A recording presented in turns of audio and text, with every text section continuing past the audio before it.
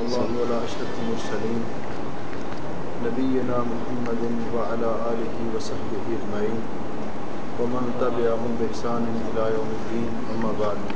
ان کو بھی سے کہتے ہیں صاحب بجلی۔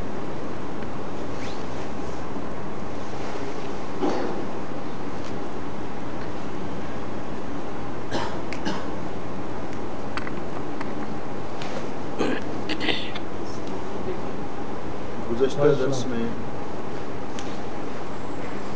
ہم نماز میں ہونے والی کوتاہیوں کا تذکرہ کر رہے تھے، تو میں نے عرض کیا تھا کہ رسول اکرم صلی اللہ علیہ وسلم نے جب نماز کے حوالے سے گفتگو کی تو فرمایا سب سے پہلی چیز یہ ہے کہ من احسن وضوءہم، کہ جو مسلمان اچھی طرح وضو کرتا ہے اور پھر نماز ادا کرتا ہے۔ تو اچھی طرح وضو کرنے کا طریقہ کیا ہے؟ سنت کے مطابق رسول اکرم صلی اللہ علیہ وسلم نے تفصیل کے ساتھ یہ طریقہ امت کو بتایا اور ہمیں سمجھایا۔ تو اس حوالے سے میں گزارش کروں گا کہ کوئی بھائی اگر سارے ہی وضو کرتے ہیں اور نماز پڑھتے ہیں تو کوئی بھائی ہمیں یہ بتائے کہ وضو کا صحیح طریقہ کیا ہے، اور باقی ساتھی اس کو دیکھیں، جہاں اس کو کوئی خلل اور کمی کوتاہی نظر آئے تو اس کی نشاندہی کریں۔ تو اس طرح یہ بات یہ ریکارڈ نہ بھی کرے تو میرا خیال اس طرح کے جو دروس ہوتے ہیں نا ان کو، تو اس طرح نشاندہی بھی ہو جاتی ہے کوتاہی کی اور اصلاح بھی ہو جاتی ہے۔ ویسے تو درس ہوتا رہتا ہے، انسان سن کے چلا جاتا ہے، تو کوئی ساتھی ہمت کر کے وضو کا طریقہ مکمل طریقہ ہمیں بتائے اور باقی ساتھی اس کو دیکھیں، تو باقی ساتھی جہاں کوتاہی محسوس کریں اس کی نشاندہی کریں۔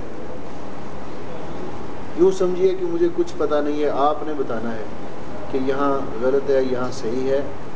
تو کوئی ساتھی آئے یہاں میں یہاں کھڑا ہو کر سب کے سامنے وضو کا طریقہ ایکسپلین کرے۔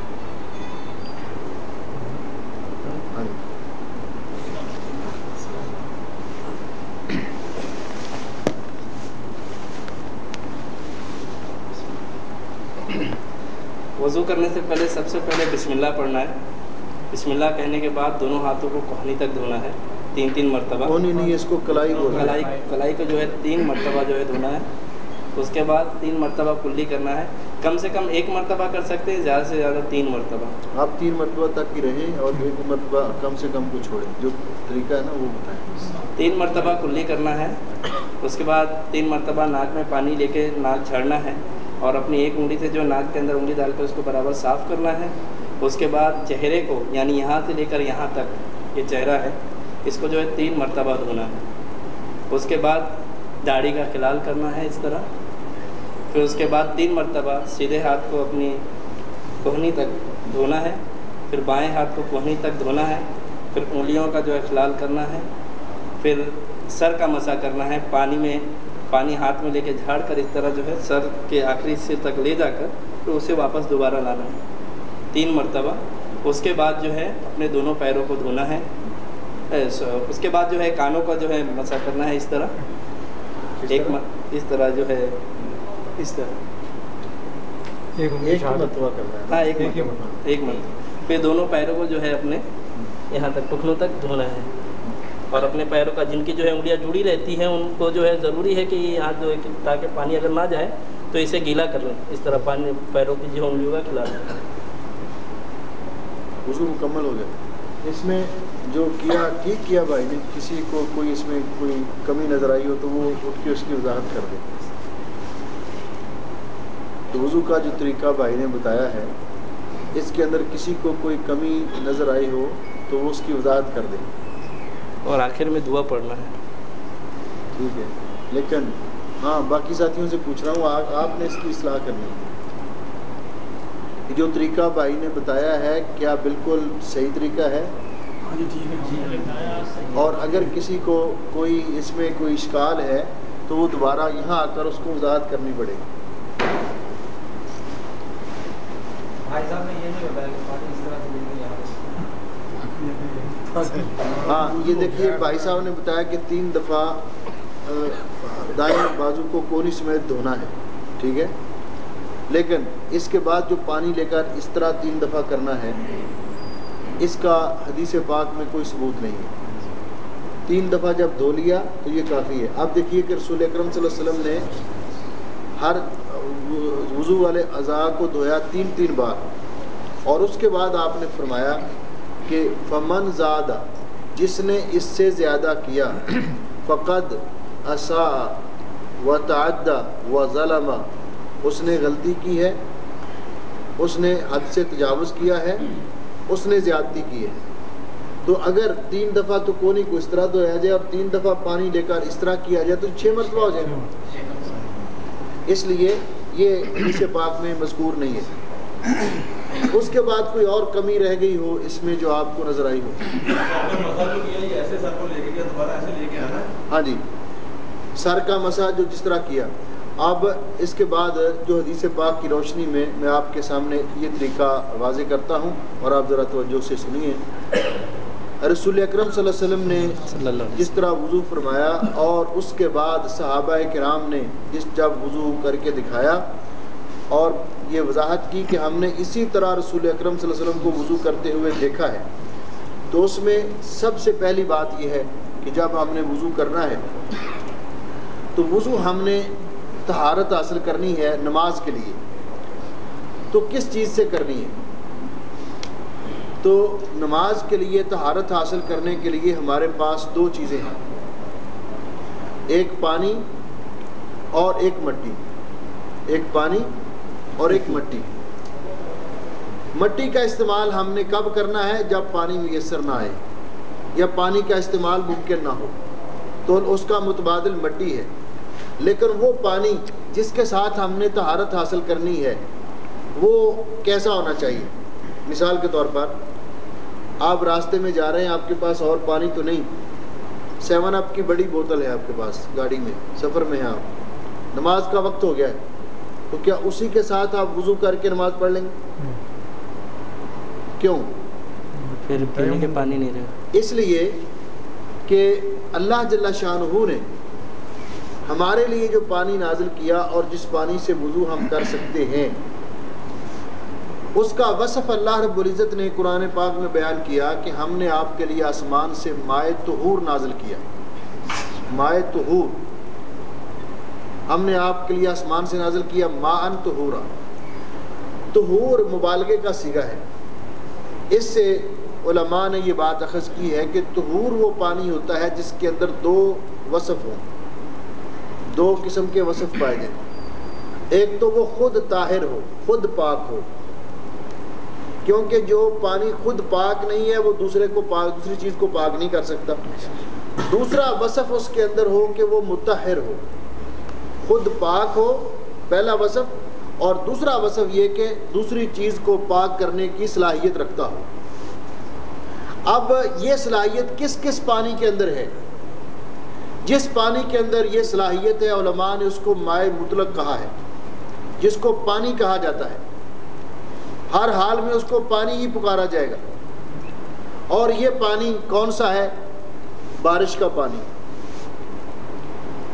برف پگھل کر جو پانی پہاڑوں سے اترتا ہے وہ پانی، نہر کا پانی، دریا کا پانی، سمندر کا پانی، چشمے کا پانی، اور وہ پانی جو زمین سے نکالا جاتا ہے ٹیوب ویل کے ذریعے، ہینڈ پمپ کے ذریعے، وہ پانی، یہ سارے کے سارے پانی مائع مطلق ہیں، طاہر بھی ہیں اور مطہر بھی ہیں، جب تک یہ اپنی اصلی حالت پر برقرار ہیں، خود بھی پاک ہیں، اور ان میں سے ہر ایک کے بارے میں رسول اکرم صلی اللہ علیہ وسلم نے وضاحت فرما دی ہے۔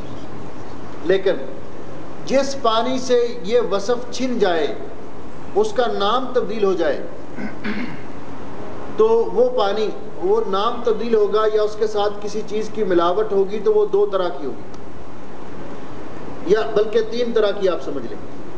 ایک تو ملاوٹ اس کے اندر ہوگی کہ اس پانی کے اندر کوئی نجاست مل جائے، جس پانی کے اندر نجاست مل جائے تو وہ خود نجس ہو گیا۔ اگر نجاست اتنی ہے کہ پانی اس سے گندا ہو گیا تو جب خود نجس ہو گیا اس سے طہارت نہیں حاصل کی جا سکتی، یہ ایک سائڈ پہ کر دیں۔ دوسرا پانی وہ ہے کہ جس کے اندر کوئی چیز ملی تو ہے لیکن وہ زمین کے اجزاء میں سے ہے. مثلا پانی پہاڑوں سے نازل ہوا ہے، مٹی اس کے اندر شامل ہوگی، اس کی رنگت تبدیل ہوگی، لیکن وہ پاک چیز ہے. اسی طرح سمندر کے اندر پانی ہے، تو یہ پانی جس کے اندر اس طرح کی کوئی چیز مل جائے وہ بھی پاک ہے. لیکن ایک پانی ایسا ہے کہ جس کے اندر آپ دیکھیں دریا کے اندر جو پانی بہے گا اس کا اگر رنگ چینج ہے تب بھی اس کو پانی کہا جائے گا. نہر کے اندر جو پانی آئے گا پہاڑوں سے اتر کر اس کا رنگ بعض اوقات سرخ ہو جاتا ہے مٹی کی وجہ سے، اس کو بھی پانی ہی کہا جاتا ہے. لیکن ایک پانی ایسا ہے کہ اس کے اندر آپ نے یہ بوتل پانی کی ہے، اس کے اندر آپ تھوڑا سا دودھ ملا لیں، ٹھیک ہے، آدھی بوتل پانی کی اور آدھا دودھ ملا لیں. دودھ بھی پاک ہے، پانی بھی پاک ہے، ٹھیک ہے. لیکن اس کو آپ کیا کہیں گے؟ اس کو کوئی بھی آپ میں سے پانی نہیں کہے گا. پانی کا نام غائب ہو گیا. کیا بن گئی؟ لسی بن گئی. پانی کے اندر آدھی بوتل پانی کی ہے اور اس کے اندر روح افزا ملا لیں، وہ شربت بھی پاک ہے، یہ پانی بھی پاک ہے، لیکن پھر اس کو آپ پانی نہیں کہیں گے بلکہ کیا کہیں گے؟ شربت کہیں گے. ہے 7 اپ بھی پانی، لیکن کوئی بھی اس کو پانی نہیں کہتا. کسی کو بھی کہیے عرف عام میں کہ پانی لے کر آؤ تو وہ یہ پانی لے آئے گا. آپ اگر دل میں کہیں میں نے کہا تھا 7 اپ لے کر آؤ، وہ کہے جی آپ نے 7 اپ کا نام نہیں لیا. تو وہ پانی جس کے اندر کوئی چیز طاہر مل جائے وہ پانی کے نام کو تبدیل کر دے، پانی کے خاصیت کو تبدیل کر دے، تو وہ پانی طاہر تو ہے، پاک تو ہے، اس کو آپ پی سکتے ہیں، ہر استعمال میں لا سکتے ہیں، لیکن مطہر نہیں ہے. لیکن مطہر نہیں ہے. اس سے وضو نہیں کیا جا سکتا، اس سے کپڑا صاف نہیں کیا جا سکتا. وہ خود طاہر ہے، خود پاک ہے، لیکن مطہر نہیں ہے. جیسا کہ رسول اکرم صلی اللہ علیہ وسلم نے نبیذ کیا ہوتا تھا کہ کھجوریں رات کو بھگو دیں اور صبح تک وہ پانی میٹھا ہو جاتا. پانی کے اندر کھجوریں رکھ کے اس دور میں جو شربت بنایا جاتا تھا کہ رات کو پانی کے اندر کھجوریں بھگو دیں، صبح اٹھ کر وہ پانی نتھار کر پی لے تو وہ میٹھا ہو جاتا تھا. نبیذ تھا. اس سے نبی علیہ السلام نے وضو کرنے سے منع کیا، اس سے وضو کرنے سے منع کیا. حالانکہ کھجوریں بھی پاک اور وہ پانی بھی پاک. تو پانی خود طاہر ہو اور دوسری چیز کو پاک کرنے کی صلاحیت رکھتا ہو، مطہر ہو، اس کے ساتھ ہم وضو کریں گے. تو یہ پانی جو ہم نے استعمال کرنا ہے، اس کے بارے میں ایک بات ضروری سن لیجئے کہ پانی اللہ رب العزت کی بہت بڑی نعمت ہے اور ہر جاندار کی ضرورت ہے. ہر جاندار کی ضرورت ہے. کیوں کہ اللہ رب العزت نے پانی ہی سے تمام زیرو چیزوں کو پیدا کیا ہے. قرآن پاک میں اللہ فرماتے ہیں وَجَعَلْنَا مِنَ الْمَاءِ كُلَّ شَيْءٍ حَيٍّ، ہم نے پانی سے ہر زندہ چیز کو پیدا کیا ہے. نبی علیہ السلام نے فرمایا کہ پانی کے استعمال میں اسراف نہ کرو، فضول خرچی نہ، پانی ضائع نہ کرو، اسراف نہ کرو. رسول اکرم صلی اللہ علیہ وسلم جب وضو فرماتے تھے تو ایک مد پانی کے ساتھ، یہ تقریباً آدھا لیٹر بنتا ہے، تو آپ وضو فرما لیا کرتے تھے. 4 مد کے ساتھ آپ غسل فرما لیا کرتے تھے. اور یہ ممکن ہے. آپ نے فرمایا اگرچہ آپ بہتی ہوئی نہر پر وضو کیوں نہ کر رہے ہوں تب بھی پانی ضائع نہ کرو. یہ اللہ کی نعمت ہے، یہ اللہ کی نعمت ہے. اسراف سے بچتے ہوئے اب ہم وضو کیسے کریں گے؟ پہلی بات وضو کے بارے میں یہ سن لیجئے کہ رسول اکرم صلی اللہ علیہ وسلم نے ایک بات تو یہ ارشاد فرمائی کہ لا تقبل صلاۃ بغیر طہور، وضو کے بغیر کوئی نماز قبول نہیں ہوتی. جس کا وضو نہیں اس کی نماز نہیں. وضو نماز کے لیے شرط ہے. لا تقبل صلاۃ بغیر طہور. دوسرا رسول اکرم صلی اللہ علیہ وسلم نے فرمایا کہ لا وضوء لمن لم یذکر اسم اللہ علیہ، جو وضو کرتے وقت بسم اللہ نہیں پڑھتا اس کا وضو نہیں ہوتا، اس کا وضو نہیں ہوتا. تو اس کا معنی یہ ہے کہ وضو نماز کے لیے شرط ہے. وضو نماز کے لیے شرط ہے. یہی وجہ ہے کہ اگر دوران نماز کسی کی ہوا خارج ہو جائے وضو ٹوٹ جائے تو پھر وہ کیا کرے؟ نماز توڑ کے جائے، وہیں سے نماز ختم کرے اور جا کر وضو کر کے آئے اور نئے سرے سے نماز ادا کرے. کیوں کہ شرط ہے. یہ بات درست نہیں ہے کہ انسان وضو ٹوٹ ہوا خارج ہو گئی ہے، کوئی پرواہ نہیں کی، نماز مکمل کر لی اور لاپرواہی کی. رسول اکرم صلی اللہ علیہ وسلم نے فرمایا کہ ایک آدمی کو قبر کے اندر کوڑے مارے جا رہے تھے اس وجہ سے کہ اس نے ایک نماز بغیر وضو کے پڑھی تھی، کوتاہی کی تھی. تو اس لیے وضو کیا جائے. پھر وضو کے شروع میں بسم اللہ. وضو عبادت ہے اور رسول اکرم صلی اللہ علیہ وسلم نے فرمایا کہ انما الاعمال بالنیات، اعمال کا دار و مدار نیتوں پر ہے. پہلے دل کے اندر نیت کی جائے وضو کرنے کی، نیت ضروری ہے. اس کے بعد بسم اللہ پڑھ کر پھر وضو شروع کیا جائے. وضو کرنے سے پہلے رسول اکرم صلی اللہ علیہ وسلم نے جس چیز کی طرف نشاندہی کی اس کو بھی اپنے ذہن میں رکھنا چاہیے. رسول اکرم صلی اللہ علیہ وسلم نے فرمایا کہ لا صلاۃ بحضرۃ الطعام ولا وهو يدافعه الاخبثان، کہ جب کھانا سامنے آ جائے تو نماز نہیں ہوتی. کیا مطلب؟ کہ آپ پتہ نہیں چلا ٹائم کا، دسترخوان لگا دیا، کھانا لگا دیا، ادھر سے اقامت شروع ہو گئی. تو ایسی صورت میں پہلے کھانا مکمل کیجئے اطمینان کے ساتھ، پھر جا کر نماز پڑھیے. لیکن اگر پتہ ہو کہ نماز کا ٹائم ہونے والا ہے اس وقت دسترخوان لگانا نہیں چاہیے. اور پھر کیا فرمایا؟ اور نہ اس شخص کی نماز ہوتی ہے جو یدافعہ الاخبثان، جس کو دو خبیث چیزیں یعنی ناپاک چیزیں، کیا چیز؟ بول و براز نے جس کو مجبور کر رکھا ہو، اس کی نماز بھی نہیں ہوتی. آدمی نے ادھر اقامت ہو گئی ہے، حمام میں رش ہے، سارا بول و براز کو روک کر وضو کر کے آگے جماعت میں کھڑا ہو گیا. اب بڑی مشکل سے کنٹرول کر رہا ہے اور امام قرات لمبی کرے تو اس کو غصہ چڑھ رہا ہے کہ جو جلدی سلام پھیرے تاکہ میں نے فوراً حمام میں جانا ہے. جو ہی سلام پھیرا سیدھا بجائے ذکر اذکار کرنے کے حمام. ایسی حالت میں نماز پڑھنا جائز نہیں ہے. نبی علیہ السلام نے دوسری حدیث میں فرمایا لا یصلی احدکم وهو حاقن. حاقن کا معنی ہے بول و براز کو روکنے والا، کیونکہ نماز کے اندر خشوع خضوع مقصود ہے. تو خشوع خضوع کی راہ میں یہ رکاوٹ ہے.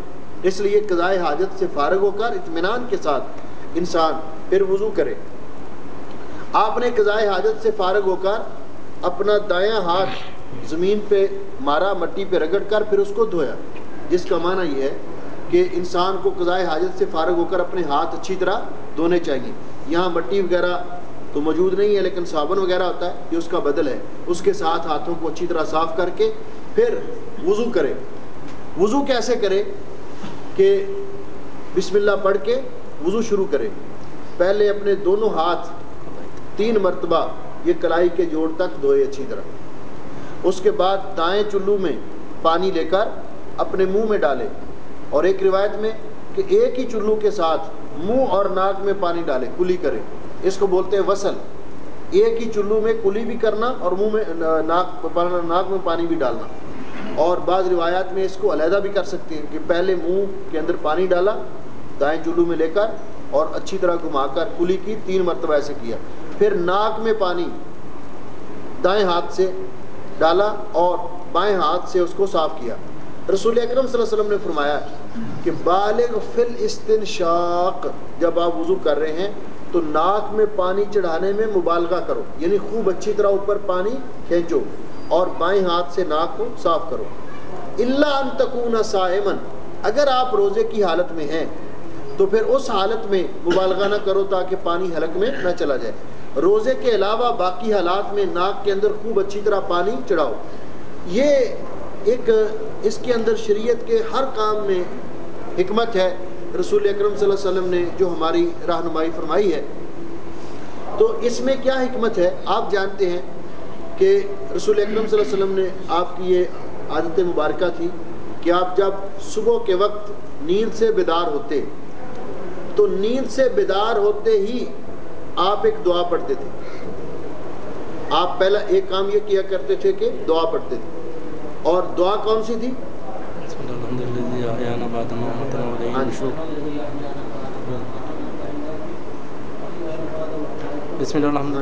الحمد للہ الذی احیانا بعدما اماتنا والیہ النشور. تمام تعریفیں اس اللہ کے لیے ہیں جس نے ہمیں احیا کا معنی بیدار کیا، اٹھایا، جس نے ہمیں بیدار کیا، بعد ما اماتنا، بعد اس کے کہ اس نے ہمیں سلایا تھا. یہاں موت کہا گیا کہ ہمیں مارنے کے بعد زندہ کیا، کیونکہ رسول اکرم صلی اللہ علیہ وسلم نے فرمایا کہ النوم اخو الموت، نیند موت کی بہن ہے، نیند موت کی بہن ہے. تو تمام طریقے اس اللہ کے لیے جس نے ہمیں سلانے کے بعد دوبارہ بیدار کیا اور اسی کی طرف اٹھ کر جانا ہے. دوسرا کام آپ کیا کرتے تھے؟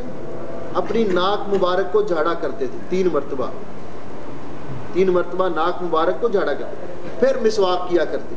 یہ سنت تھی. کیوں؟ آپ نے فرمایا کہ ان الشیطان یبیت علی خیشومہ، شیطان انسان کی ناک کے بانسے پر رات گزارتا ہے، اس جگہ پہ کنٹرول کرتا ہے. کیوں؟ کہ جب انسان کی اس جگہ پہ کنٹرول ہو جائے تو انسان غافل ہو جاتا ہے، انسان غافل ہو جاتا ہے. اور اس کا واضح طور پر مظہر آپ جانتے ہیں، آج کل تو طب نے بہت ترقی کر لی ہے. یہ جو ہمارے بڑے بزرگ ہیں، ہم سے جو چند سال بڑے ہیں، یہ اچھی طرح جانتے ہیں کہ پہلے جب کسی نے کسی کا آپریشن کرنا ہوتا تھا یا جراحی کا عمل کرنا ہوتا تھا تو اس کو کلورو فارم سنگایا کرتے تھے. کیوں؟ اس کے ساتھ بندہ بھی ہوش ہو جاتا تھا کہ وہ اس جگہ پہ اثر انداز ہوتا تھا. آپ نے فرمایا کہ جب کوئی ناک کو جھاڑ لیتا ہے تو شیطان یہاں سے نکل جاتا ہے، اس جگہ پہ پورا کنٹرول اس کا ختم ہو جاتا ہے. تو اسی طرح انسان جب آپ تجربہ کر کے دیکھ لیں، ایک آدمی جلدی جلدی ناک میں اس طرح کر کے اور اس کو وہ نشاط اور اس کے جسم میں وہ چستی نہیں آئے گی جو اس آدمی کے جو خوب اچھی طرح ناک میں پانی چڑھاتا ہے اور پھر اس کو صاف کرتا ہے ناک کو، تو جس طرح اس کا جسم نشیط ہوگا. اور یہ اللہ رب العزت نے اس ناک کے ساتھ جسم کی جتنی تمام وائریں ہیں ان کا گہرا کنیکشن رکھا ہے. آپ جانتے ہیں کہ چھینک اللہ تعالیٰ کی کتنی بڑی نعمت ہے. جس کو اس کی قدر نہ ہو اس وقت احساس ہوتا ہے انسان کو کہ جب چھینک آنا چاہے اور رک جائے. پھر بتا اس میں کیا حکمت رکھی اللہ تعالیٰ نے کہ جب انسان کو چھینک آتی ہے تو جس طرح وائروں کو صاف کرنے کے لیے پریشر دیا جاتا ہے نا، زور سے چھینکتا ہے تو جو بلاکیج کہیں وائروں میں ہوتی ہے، آنتوں میں، آنتڑیوں میں، وہ اس کو اللہ تعالیٰ کھول دیتا ہے. اس کے ایک زوردار پریشر. اور دیکھیں جتنے انجن وغیرہ یہ جو مشینری وغیرہ چلتی ہے نا، ملیں وغیرہ، تو یہ ایک خاص پریشر چھوڑتے ہیں. وہ تمام پائپس وغیرہ ان کی صفائی کے لیے یہ اللہ رب العزت نے جو نظام بنایا نا انسان کا، یہ عین فطرت کے مطابق ہے اور یہیں سے سب لوگوں نے بعد میں اخذ کیا ہے. تو چھینک آتی ہے تو انسان اللہ کا شکر ادا کرتا ہے. چھینک آنے پر کیا کہنا چاہیے؟ الحمدللہ. جو چھینک لے وہ کیا کہے؟ الحمدللہ.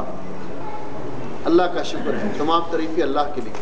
سننے والا کیا کہے؟ یا رحمک اللہ، یرحمک اللہ، اللہ آپ پر رحم کرے. پھر چھینک لینے والا کیا کہے؟ اس کو دعا دے، یہدیکم اللہ ویصلح بالکم، یہدیکم اللہ ویصلح بالکم. اللہ آپ کو ہدایت کی توفیق دے اور آپ کے احوال کو درست کرے. یہ اتنا اہتمام کس لیے؟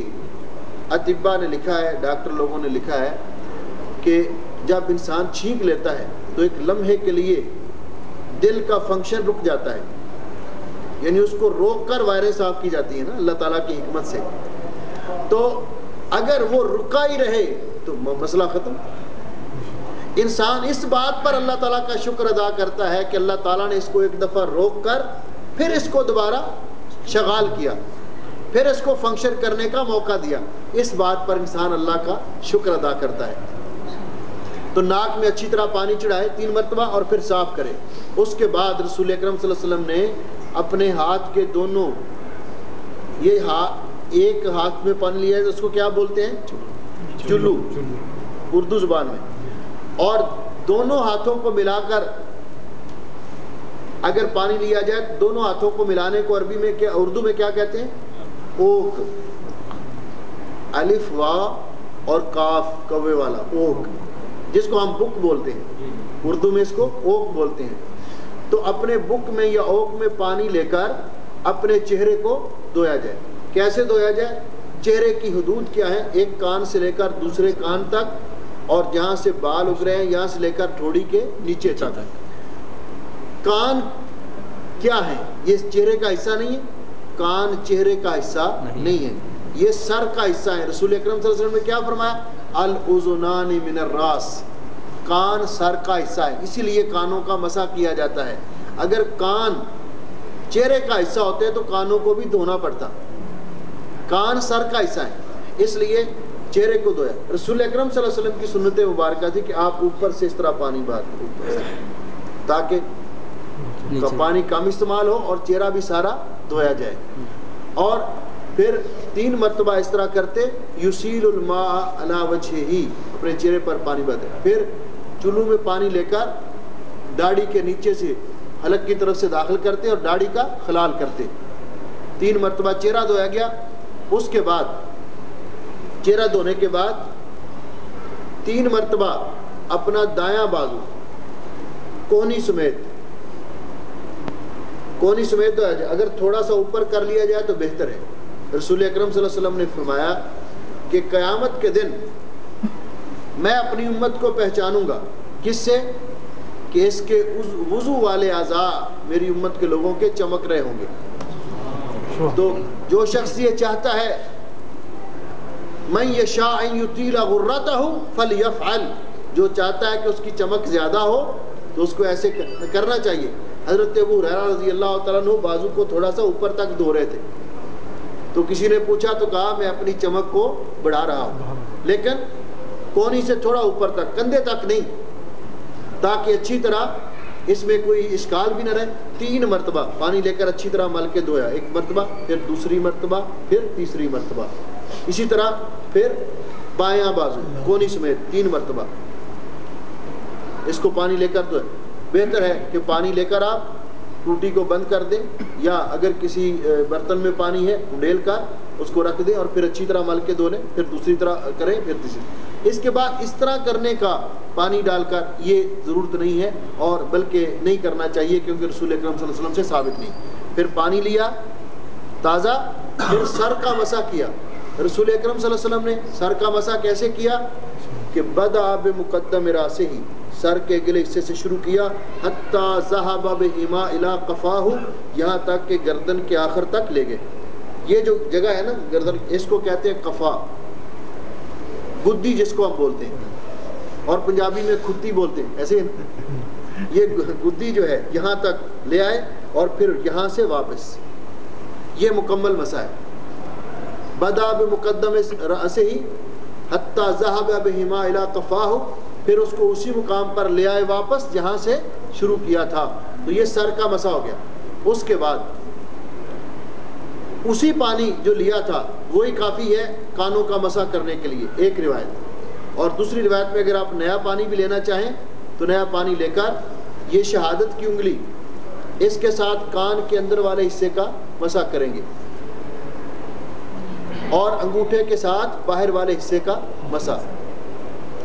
اب مسئلہ رہ گیا ایک ہی بار، سر کا مسح بھی اور کانوں کا مسح بھی ایک ہی بار. اب مسئلہ رہ گیا کہ گردن کا مسح الگ سے. جتنی روایات آپ کو حدیث کی کتاب میں ملتی ہیں، نبی کریم علیہ السلام نے مکمل وضو کیا، اس میں گردن کے مسح کا ذکر نہیں ہے.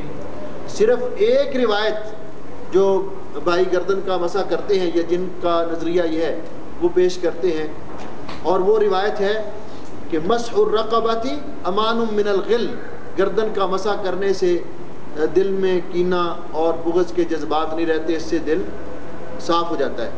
یہ روایت حدیث کی متداول کتابوں میں جو مستند کتابیں ان کے اندر نہیں ہے. یہ روایت ذکر کرنے کے بعد علامہ نووی رحمۃ اللہ علیہ نے لکھا کہ یہ روایت رسول اکرم صلی اللہ علیہ وسلم سے ثابت نہیں بلکہ من گھڑت ہے. حافظ ابن حجر رحمۃ اللہ علیہ نے التلخیص الحبیر میں لکھا کہ یہ روایت رسول اکرم صلی اللہ علیہ وسلم سے ثابت نہیں ہے.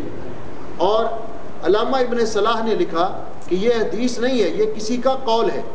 یہ حدیث نہیں ہے، یہ کسی کا قول ہے، لہٰذا اس کی ضرورت نہیں. اگر ضرورت تھی بھی تو جب سر کا مسح کرتے ہوئے گردن کے آخر تک لے گئے اور واپس لے آئے اور ضرورت پوری ہوگی. اس لیے الگ سے مسح کرنا گردن کا رسول اکرم صلی اللہ علیہ وسلم سے ثابت ہے. پھر دائیں پاؤں کو 3 بار دھویا اور کسی بھی انگلی کے ساتھ انگلیوں کے درمیان والے کا خلال کیا اور ٹخنوں سمیت دھویا. اس میں کوشش کیجئے کہ پاؤں کا عمومی طور پر پاؤں دھوتے وقت جو ہماری ایک روٹین بنی ہے، کھڑے ہو کر وضو کیا، 3 دفعہ ایسے پانی گزارا، اس کے ساتھ ایک تو انگلیوں کے درمیان کی جگہ عمومی طور پہ خشک رہ جاتی ہے، ایک ایڑیوں کے پیچھے والی جگہ خشک رہ جاتی ہے. اس کے بارے میں رسول اکرم صلی اللہ علیہ وسلم نے خصوصی توجہ دلائی. کچھ لوگ وضو کر کے جا رہے تھے، نبی علیہ السلام نے دیکھا کہ ان کی ایڑیوں کے پیچھے جگہ خشک ہے، تو نبی کریم علیہ السلام نے فرمایا ویل للعقاب من النار، ان ایڑیوں کو آگ سے ہلاکت ہو. ویل للعقاب من النار. تو آپ نے ان کو دوبارہ وضو کرنے کا حکم دیا جن کی ایڑیاں خشک رہ چکی تھی. اس بات کا خصوصی طور پر اہتمام کرنا چاہیے. اس کے بعد دعا اشہد ان لا الہ الا اللہ وحدہ لا شریک لہ واشہد ان محمدا عبدہ ورسولہ اللہم اجعلنی من التوابین واجعلنی من المتطہرین. اللہ مجھے توبہ کرنے والوں میں اور پاک صاف رہنے والوں میں سے بنا. یہ وضو اس طرح مکمل ہو گیا. اب یہ وضو جو ہم نے کیا، یہ ایک ہم نے طہارت اور پاکیزگی حاصل کر لی. ہم اس کے ساتھ نماز پڑھ سکتے ہیں، تلاوت کر سکتے، جو بھی عبادت، بیت اللہ کا شریف کا طواف کرنا اور جو بھی عبادات ہیں ہم اس کے ساتھ جن کے لیے طہارت شرط ہے کر سکتے ہیں. یہ وضو جو ہم نے کیا یہ ایک ایسی پاورفل چیز ہے، یہ صرف ان چیزوں سے ٹوٹ سکتا ہے جن کے بارے میں نبی علیہ السلام نے نشاندہی فرمائی کہ فلاں فلاں چیز سے وضو ٹوٹ جاتا ہے. اس کے علاوہ یہ ٹوٹتا نہیں ہے. مثال کے طور پر آپ آ رہے ہیں یہاں، چونکہ معاشرے میں کمبائن معاشرہ سب لوگ رہ رہے ہیں، آپ وضو کر کے گھر سے نکلے نماز ادا کرنے کے لیے. ایک آپ کے ساتھ کام کرنے والا، ڈیرے میں رہنے والا کوئی غیر نان مسلم مل گیا، ہندو مل گیا، اس نے راستے میں آپ کے ساتھ مصافحہ کر لیا، تو کیا وضو ٹوٹ گیا؟ اس کے ساتھ وضو نہیں ٹوٹے گا. یہ دیکھیے 2 چیزیں ہیں، ان کے بارے میں خصوصی احتیاط کریں. اور یہ بات ذہن میں رکھیے کہ وضو بھی اتنا کچا نہیں اور نکاح بھی اتنا کچا نہیں. نکاح بھی بڑی اسٹرانگ مضبوط چیز ہے. یہ جو ہوتا ہے نا فلاں کے ساتھ مصافحہ کرو گے تو نکاح ٹوٹ جائے گا، ہمارا نہیں ٹوٹتا. نہ کسی کا نکاح کوئی توڑ سکتا ہے. اگر ایسا مسئلہ ہے تو میں جس کا چاہوں توڑ دوں، یہ نہیں ہو سکتا. آپ میرا نکاح توڑ دیں، آپ جس کو غصہ آئے کہ میں نکاح توڑ دوں، یہ ایسی چیز نہیں ہے. نہ کوئی کسی کا وضو توڑ سکتا ہے، نہ کسی کا نکاح توڑ. صرف انہی چیزوں سے نکاح بھی ٹوٹے گا جو رسول اکرم صلی اللہ علیہ وسلم نے جن کی نشاندہی کی، اور وضو بھی انہی چیزوں کے ساتھ. اب وضو کن چیزوں کے ساتھ ٹوٹ جائے گا؟ آپ آئے ہیں نماز پڑھنے کے لیے، آ رہے ہیں، راستے میں خبریں لگی ہوئی ہیں یا کوئی، تو چلتے چلتے آپ کی نظر پڑ گئی ٹی وی پہ، وہاں کوئی عورت کی تصویر سامنے آ گئی. عورتوں کو دیکھنا منع ہے، تصویریں دیکھنا، فلمیں دیکھنا گناہ ہے، ٹھیک ہے، لیکن نظر پڑ گئی تو کیا آپ کا وضو ٹوٹ گیا؟ نہیں. دیکھنا گناہ ہے لیکن وضو نہیں ٹوٹا. وضو کس کے ساتھ ٹوٹے گا؟ رسول اکرم صلی اللہ علیہ وسلم نے نشاندہی فرمائی. پہلے نمبر پر جس کی نشاندہی فرمائی، فقہا نے اس کو ایک جملے کے اندر محصور کر دیا. وہ کیا ہے؟ ما خرج من السبیلین. پہلی چیز کہ جو 2 سبیلین، 2 راستوں سے جو چیز بھی نکلے، وہ 2 راستے کون سے ہیں؟ پیشاب کا راستہ یا بول و براز کا راستہ، پخانے کا راستہ.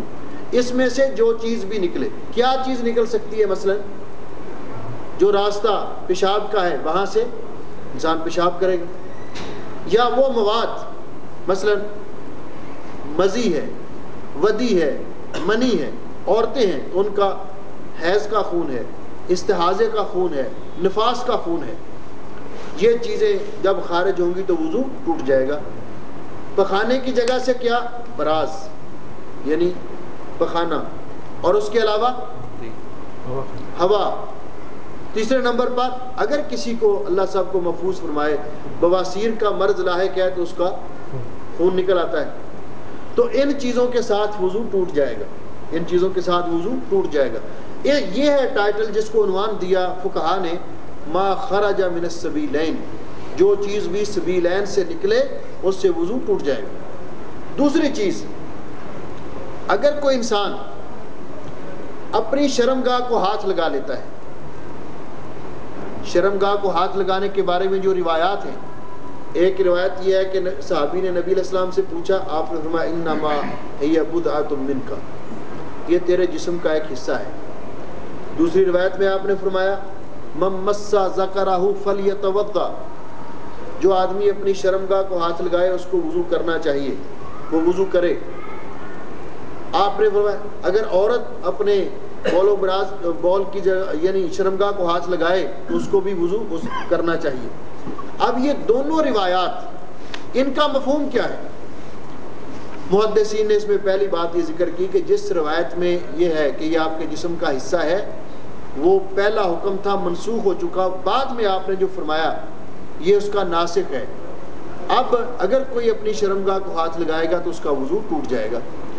بعض علماء نے کہا کہ ایک تیسری حدیث ہے جو اس کے لیے حد فاصل ہے، اور وہ بھی حدیث صحیح ہے۔ وہ کیا ہے؟ آپ نے فرمایا کہ جس نے اپنی شرمگاہ کو ہاتھ لگایا بدون حائل، بغیر کسی رکاوٹ کے، یعنی کپڑے کے بغیر، کپڑا نہیں درمیان میں، تو اس کا وضو ٹوٹ جائے گا، اس کو وضو دوبارہ کرنا چاہیے۔ اگر کپڑے کے اوپر سے ہاتھ لگا تو وضو نہیں ٹوٹے گا، کپڑے کے اوپر سے ہاتھ لگا تو وضو نہیں ٹوٹے گا۔ تیسری چیز جس کے ساتھ وضو ٹوٹ جاتا ہے وہ ہے گہری نیند۔ انسان اس طرح کی گہری نیند سوئے کہ اس کو اپنے جسم پر اختیار نہ رہے، ٹیک لگا کے کراٹے لے رہا ہے، گہری نیند سو گیا، نیند سوتے سوتے اتنا نیند کا غلبہ ہوا کہ لیٹ گیا، تو اس کے ساتھ گہری نیند کے ساتھ اس کو فقہاء کا النوم المستغرق، گہری نیند کے ساتھ وضو ٹوٹ جاتا ہے۔ ایک ہوتی ہے نوم خفیف جس کو ہم اونگ کہتے ہیں، مثلا جس طرح صحابہ اکرام بیان کرتے ہیں کہ رسول اکرم صلی اللہ علیہ وسلم عشاء کی نماز جماعت دیر سے کروایا کرتے تھے، تو ہم نماز کے انتظار میں مسجد میں وضو کر کے بیٹھے ہوتے تھے، اور حتیٰ تخفق رؤوسہم، حتیٰ کہ ہمارے سر اس طرح جھٹکے لیتے تھے، تو نبی علیہ السلام آتے تھے اور ہمیں دوبارہ وضو کرنے کا حکم نہیں دیتے تھے، آپ جماعت کرواتے تھے۔ تو اونگ آ جائے، جھٹکا آ جائے اس طرح، تو اس کے ساتھ وضو نہیں ٹوٹتا، کیونکہ انسان کا اپنے جسم پر کنٹرول ہوتا ہے۔ لیکن اسی طرح آپ نے فرمایا جو آدمی اونٹ کا گوشت کھائے اسے وضو کرنا چاہیے۔ اس میں حکمت کیا ہے؟ آپ وضو کر کے آئے، آپ نے اونٹ کا گوشت کھا لیا، تو آپ نے فرمایا اس میں وضو کرے جو اونٹ کا گوشت کھائے۔ صحابہ کرام نے پوچھا کیا ہم اونٹ کا گوشت کھا کر وضو کریں؟ آپ نے فرمایا ہاں وضو کرو۔ کیا بکرے چھترے کا گوشت کھا کے وضو کریں؟ آپ نے فرمایا جو کرنا چاہے کر لے، ضرورت نہیں ہے۔ تو بکرے چھترے کا، گائے وغیرہ کا گوشت کھانے سے وضو نہیں ٹوٹتا، لیکن اونٹ کا گوشت کھانے سے وضو ٹوٹے گا۔ اس میں حکمت کیا ہے؟ حکمت اللہ کے علم میں، رسول اکرم صلی اللہ علیہ وسلم نے بتائی نہیں، لیکن حکم دیا ہے۔ علماء نے اپنے طور پر اس میں حکمت یہ بیان کی کہ اونٹ کا گوشت گرم ہوتا ہے، اس میں حدت ہوتی ہے، وضو کر لے تو انسان کے جسم کے اندر کچھ سکون اطمینان آ جاتا ہے، اس لیے نبی علیہ السلام نے حکم دیا۔ واللہ عالم اس میں کی حکمت کیا ہے۔ تیسری چیز، چوتھی یا پانچویں چیز میرے ذہن سے اب نمبرنگ بھی غائب ہوگی، چوتھی چیز یہ کہ جب انسان پر بے ہوشی طاری ہو جائے کسی وجہ سے، ڈاکٹر اس کو بے ہوش کر دیں آپریشن کے لیے، یا کسی اور وجہ سے اس پر بے ہوشی طاری ہو جائے، تو اس پر اس کا بھی وضو ٹوٹ جاتا ہے، اس کو بھی وضو کرنا چاہیے۔ اس کے علاوہ جو عمومی طور پہ ہیں کہ انسان کا وضو برقرار ہوتا ہے، ان چیزوں کے ساتھ وضو ٹوٹ جاتا ہے۔ اگر اس طرح کی کوئی صورتحال ہو، یعنی نماز کے اندر انسان جماعت میں کھڑا ہے، وضو ٹوٹ گیا، ہوا خارج ہوگی، تو کیا کرے؟ نبی علیہ السلام نے فرمایا کہ اپنی ناک پکڑ لے اور وہاں سے واپس چلا جائے، جس میں یہ کہ اس کو ناک میں کوئی پرابلم ہوگی یا اس طرح، تاکہ یہ جس طرح شریعت نے ایک پردہ داری کی ہے، ایسے امور کو پردے میں رکھا، اس لیے۔ اب یہ چیزیں تھیں۔ ایک بات میرے ذہن سے اس وقت رہ گئی کہ عورت سر کا مسح کیسے کرے، عورت سر کا مسح کیسے کرے۔ اس میں یہ بات ذہن میں رکھیے، عورت ہو یا مرد، سر کے مسح کا حکم دیا گیا، بالوں کے مسح کا حکم نہیں دیا گیا۔ اگر تو بالوں کے مسح کا حکم دیتا تو جتنے کسی کے بال تھے ان پر مسح کرتا، عورت بھی پورے بالوں کا مسح کرتی، لیکن جو حکم مردوں کے لیے وہی حکم عورتوں کے لیے ہے۔ عورت بھی اتنا ہی مسح کرے گی، سر کے آخر تک لے جائے گی، خواہ اس کے بال کتنے ہی لمبے کیوں نہ ہو، اور وہاں سے واپس لے آئے گی اور اس کے سار کا مسا بھی ہو جائے گا۔ یہ تھے وضو کے بارے میں کچھ ضروری گزارشات، باقی انشاءاللہ آئندہ کریں گے تیمم وغیرہ کے بارے میں اور غسل کے بارے میں آئندہ درس میں۔ اب میں ساتھیوں سے گزارش کروں گا کہ پچھلے جمعے کو ہم نے ایک پروگرام بنایا تھا اور بھائی ندیم صاحب اس کی ہمیں رپورٹ پیش کریں کہ اس میں کچھ پیش رفت ہوئی، اور آئندہ سے اس کے لیے جو ساتھی ہیں منصوبہ بندی کریں تاکہ یہ سلسلہ ہمارا جاری رہے۔ جی